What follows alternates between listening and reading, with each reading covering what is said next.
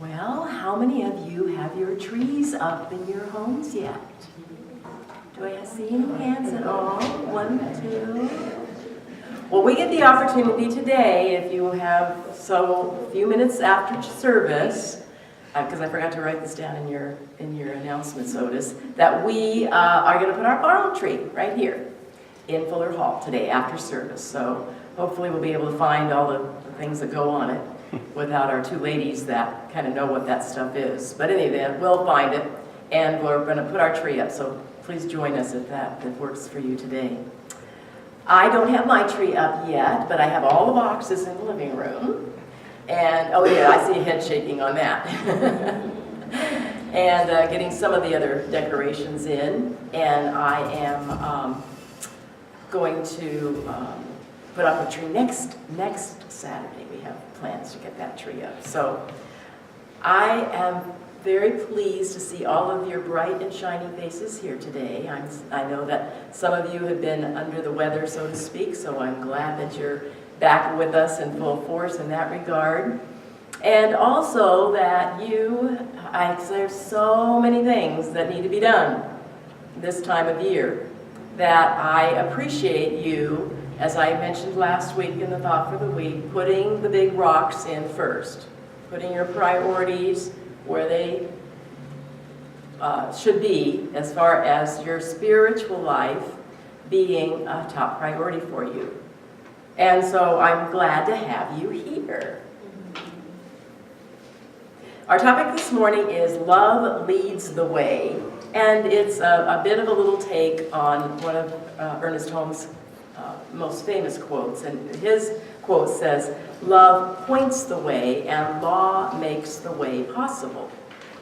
And so I changed it up just a little bit. Love leads the way. And what I mean by that is that love is this generating, initiating, creative force that begins everything. It is that unseen energy of spirit that is bringing forth itself in all sorts of a myriad of ways. This love is the creative energy, and it is always doing it differently, uniquely, and it is doing it in everything.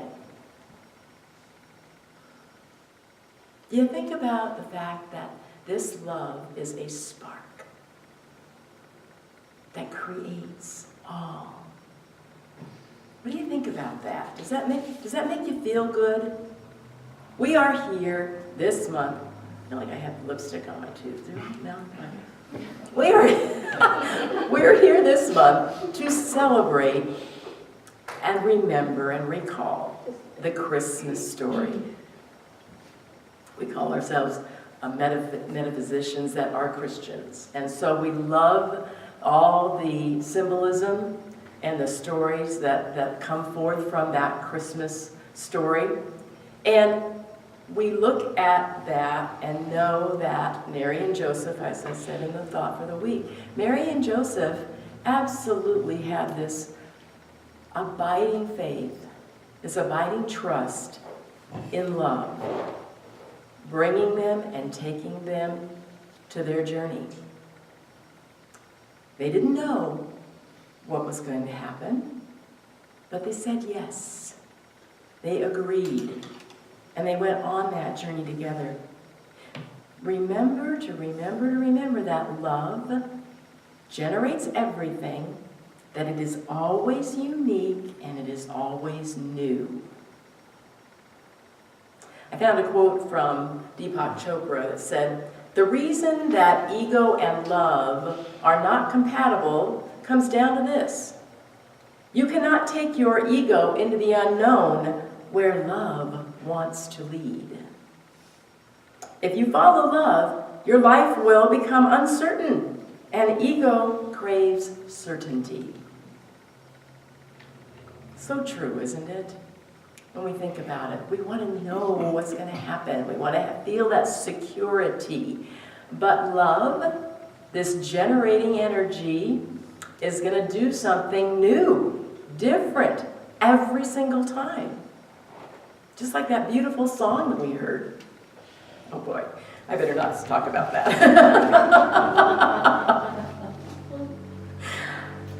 That love leads us and guides us into newness, and we have to trust it.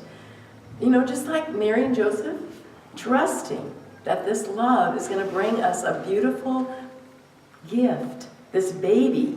You know, this love that we have that's generating, sparking us to move forward is very patient, is it not? It will wait. And love expects the best, always. And what about our ego? Are our egos impatient? Yes. Do our egos expect the worst? Yes. Many times. So there's a key. There is a very vital key for you to turn into right now. When you recognize that you are fearful, you are hesitant, you are impatient, you are thinking the worst, know what's being in charge there. It's that separated ego self. Separated ego self that says, I gotta do it myself, there's nobody here but me. And when we have the patience to allow life to live itself as it is, without our negative judgment, without our poking it and prodding it and trying to make it different than it is, when we can look at life and accept it as it is, to know that this is a gift that love is giving me right now, no matter how I think it should look. There is no difference between God and love. It's all the same, totally all the same. And that love, in the message of the Christmas season, that love came to earth to remind humankind that this love is born in each of us, in our heart of hearts, in that lowly manger, every day. But at this Christmas season, we are reminded again of it in a deeper level. You know, we have the Course of Miracles that have been around many years, and then there's a Course of Love as well. That's a newer version of the same sort of message. And both of these books talk about the fact that we only have two choices. We can choose love or we can choose fear. Those are our two choices. And by the way, I wanted to share this with you. We have used a Course of Love for our messages in the past in this church. And we are a tithing church, meaning that wherever we are fed spiritually, that's what we give back to. And I wanted to share with you an email that I received this last week. It's from Marie Perron, is that how you say it? M-A-R-I Perron. Marie Perron, thank you. She was the first receiver of A Course of Love. And she writes to me, Dear Reverend Gay, back in March, you sent me for the second time a tithe for sharing A Course of Love. She calls it ACOL. You sent it in a little card, and I put it somewhere to return to it later. Every once in a while, I'd remember it and look for it, and evidently not finding it, it skipped my mind. Now, in some year-end sorting of files, I found a copy of the check and was reminded of you and this wonderful practice. And even more importantly, at this point, I have an address to write and thank you. I am so much more appreciative than this lack of response would indicate! Exclamation mark. It means a great deal to me that giving and receiving goes on, as well as that you are sharing ACOL's message of love with much appreciation, Mari. Okay. And so I wrote back to her and I said, hey, don't worry about it. I've done that myself, thinking I'm going to do this right away, and then it just gets set aside, so no worries, that's fine. And then I mentioned to her that I was going to share her note with the congregation. She wrote back to me, "How sweet that you'd share it with the congregation." Well, of course I am. That's what we do. I love that kind of thing that makes the spiritual personal and heartfelt. Have a beautiful Advent and Christmas season, Mari. So I wanted to share this with you because it does make it personal. It allows us to recognize that we are absolutely one, that we are in unity with all. And that's when we recognize this love that is generating through everything, it brings forth itself more fully into our awareness. I want to read to you one of the items that I had underlined in A Course of Love, and it's talking about the choice between love and fear. While this world was created with love, as all of creation was, it was also created to provide the desired experience. Thus was fear born.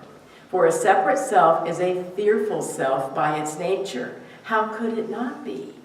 Love's gifts are gifts of creation or extension. Gifts you have been given, both given and received. All that has proceeded from fear is nothing. I want you to think about that. Highlight that. Put an exclamation mark on that last sentence that was just said. All that has proceeded from fear is nothing. All that has proceeded from fear is nothing. It is no thing. Can you anchor into that? Can you highlight that? Can you allow yourself to accept that if I am fearful, it is no thing.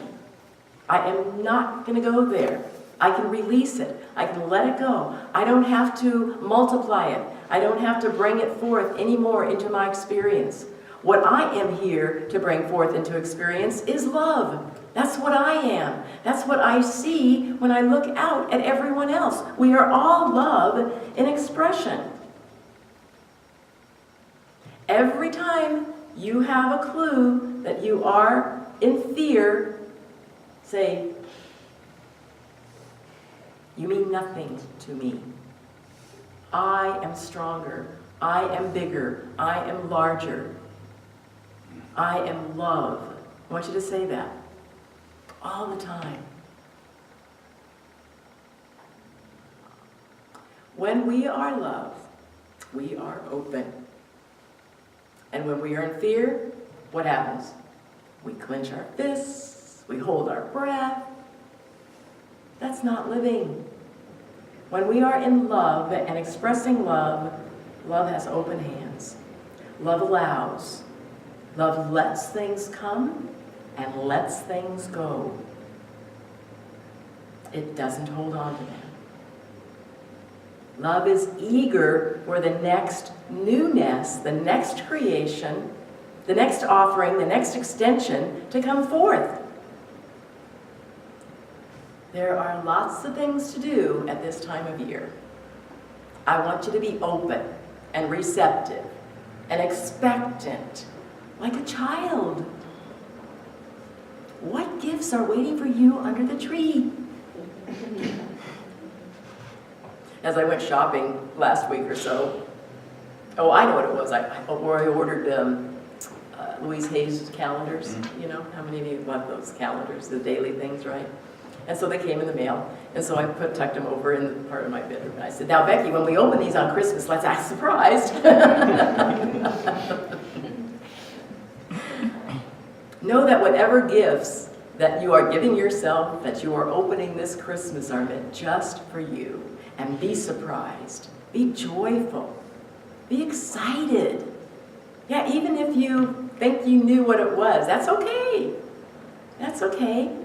Live in the moment of that joy, of saying, "Oh yes, here it is."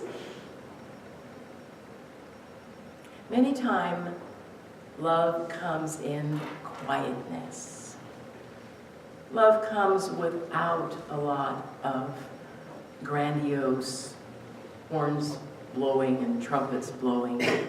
It comes in that awareness and that presence of that stillness of the falling snow. And we feel that strength, and we feel that power in the quiet. Many times, love's gifts are very simple, if we have eyes to see them. As I was sitting, writing these notes, I sit at my desk, and I look out the window, and I noticed that the 14 acres of pasture now have a beautiful little hue of green on them. They were brown for months. And now we have, what a gift. If we can just stop and look at what life is giving us at this moment in time, to be aware of it, to be grateful for it, to acknowledge it. Wow. And and of course, we jump up. Here's the ego. The ego jumps up and says, oh my gosh, and you know what? That's going to grow and somebody's going to have to mow that. I'm glad it's not me.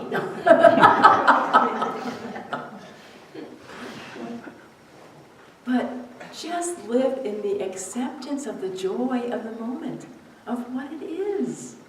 And know that that wonderful person that's going to mow it is just going to have a grand time doing that when the time is right.